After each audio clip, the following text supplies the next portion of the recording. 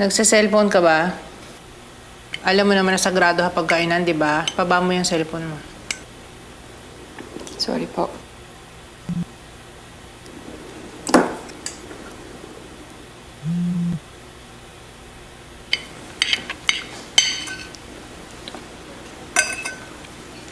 Nay, matagal-tagal na rin po nung huli akong lumabas.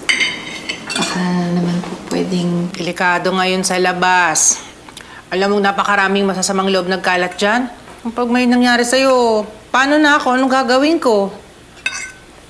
Nandito ka na sa bahay, mas ligtas dito. Huwag kang umalis. Dito ka lang. Siyempre, mahal naman ni Beng si Joanne. Meron bang nanay na hindi mahal ang anak? Wala, di ba? Kaya ganun na lang ang pagprotekta niya kay Joanne. Ayaw niyang may mangyari kay Joanne